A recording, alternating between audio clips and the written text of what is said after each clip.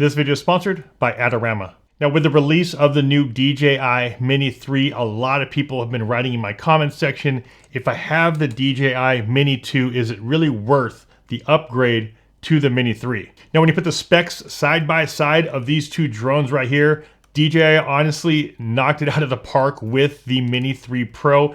Everything, every part of this drone is bumped up compared to the Mini 2. However, if you currently own the DJI Mini 2, there are some things to think about of why you might not want to jump over right away to the Mini 3. But before we go through that list, a quick word from today's sponsor, Adorama. And for those who aren't familiar with Adorama, Adorama is one of the largest, most reputable online retail stores for all of your electronics, your camera gear, your lenses, lighting equipment, musical instruments, and drones, just like the new DJI Mini 3 Pro. The one thing I do like about Adorama is that not only do they sell the standard packages that you would normally get from the manufacturer, but for instance, something like the DJI Mini 2, they have a bunch of other packages that can come with this. Sometimes they include a bag, a landing pad, memory cards, different accessories that you normally wouldn't get from the manufacturers, but they'll include them in custom packages that only Adorama offers. Now, because the Mini 3 is so new, of course, right now they only have these standard packages from DJI, but what's great is they also sell things like the filter kits, the wide angle lens, and some of the accessories that DJI also offers.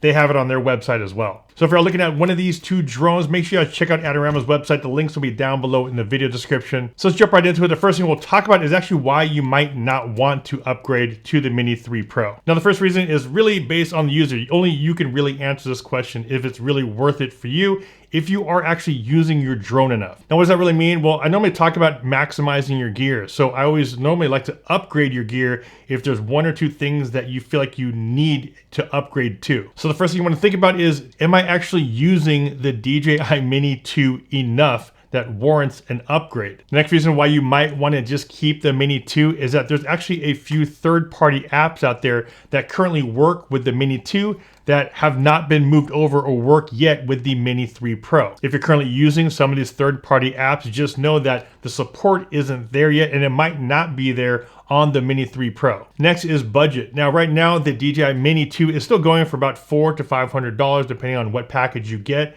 Now, if you were to jump over to the Mini 3 Pro, I would highly recommend going with something like the DJI RC package. The RC package with the Mini 3 comes in about $909 USD. And of course, if you're looking at getting the Fly More combo, you're gonna be tacking on a couple $100 on top of that. So this kind of goes back to my first reason. Is that extra $500 to $600 justifiable if I already have a pretty capable drone here with the Mini 2? All right, so let's jump over now to what are the reasons why you might want to upgrade to the Mini 3 Pro. Let's first talk about build quality. Actually, the Mini 2 is pretty solid, but I'm really surprised that DJI was able to make a significantly bigger drone that actually feels really good, especially when you're using the heavier battery, and we'll talk about that. But the drone, completely new design. I really like what they've done with it, and it's a lot bigger. It's a lot bigger platform in the air, but does fold down to about the same size as the Mini 2. Next thing is probably one of the most important things for a lot of shooters out there. The camera has been bumped up in all aspects. On the Mini 2, we do have a 1/2.3 inch sensor. On the Mini 3 Pro, we have a 1/1.3 inch CMOS sensor. When it comes down to aperture, we have an f2.8 on the Mini 2. On the Mini 3 Pro, we have an f1.7. That larger aperture does let in a lot more light to that sensor. So if you're shooting in the sunrise, sunset,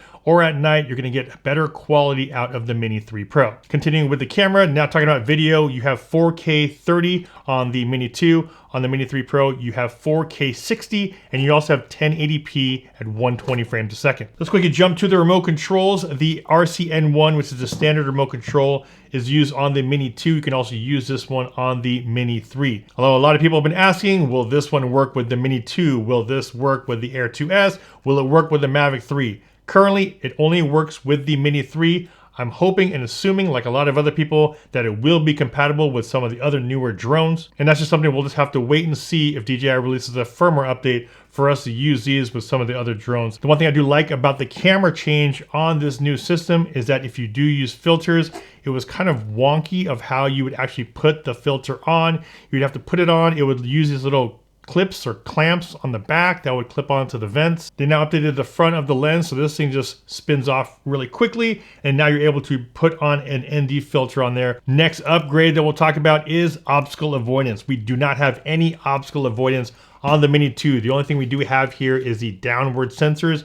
On the Mini 3 now, we have tri-directional optical avoidance. We have front sensors here, we have back sensors, which are located at the front but pointing back, and we also have the bottom sensor. These sensors bring us to the next point of why this is an upgrade over the Mini 2, is that we now have focus track on the Mini 3 Pro. That was one of the things a lot of people were hoping we would get with the Mini 2, the ability to follow me with focus track, to use active track. Of course, we don't have those optical avoidance sensors, so they didn't include it here. We have that now here. Because we have the optical avoidance, we have focus track, which includes active track, the ability to follow you. I have in-depth videos on those focus track features, so if you guys want to see those, I'll leave the links down below in the video description. When it comes to intelligent flight modes, the DJI Mini 2 does have some basic ones. It has panoramic for photos, and it also has quick shots. The Mini 3 Pro has those as well, has the panoramic modes as well as quick shots, but they also include now master shots as well as hyperlapse. Considering these smaller drones are targeted towards new flyers,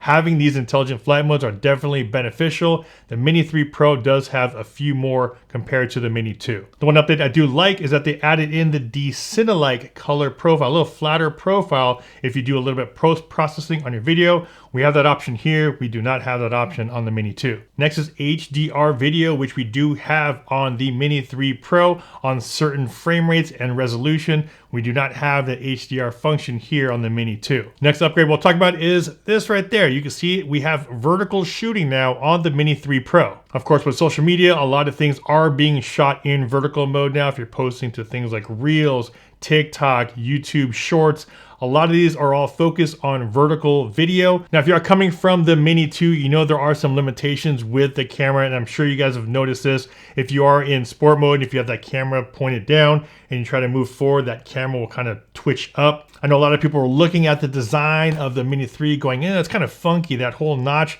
But it's actually a huge deal when it comes to solving that issue that the Mini 2 had. Not only did they fix that sport mode little twitch, but you can also point the camera up 60 degrees. Here on the Mini 2, you're only able to point the camera up 20 degrees. Another change between these two drones when it comes to transmission, we have OcuSync 2.0 on the Mini 2. Here on the Mini 3, we have OcuSync or O3 transmission on the Mini 3 Pro. And finally, the one thing we'll talk about is probably for me the main reason why you would want to move over, besides all the other reasons I talked about, is this right here. We have a 34-minute rated battery on the Mini 3 Pro. On the Mini 2, you're rated for about 31 minutes, but not just that, DJI is releasing a higher capacity battery for the Mini 3 that allows you to get up to 47 minutes of flight time. It's just crazy to think that with these small platforms, you're able to get that much flight time now. Now, note that with the larger capacity battery, it's gonna push you over that 250 gram mark.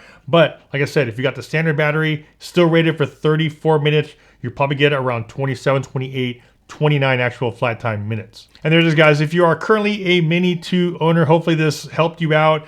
There's still some reasons, like I talked about, of why you might want to keep this, and also a lot of reasons why you might want to upgrade. Hopefully you guys got some value from this video, and if you did, a big like would be much appreciated. Also, don't forget to subscribe, hit that bell to be notified when I post new videos. If you guys want a lot more content on both these drones, the Mini 2 as well as the DJI Mini 3, I'll have full playlists down below in the video description. This is Ultra Stasio with FlytPath.com. I'll see you guys in the next video. Take care.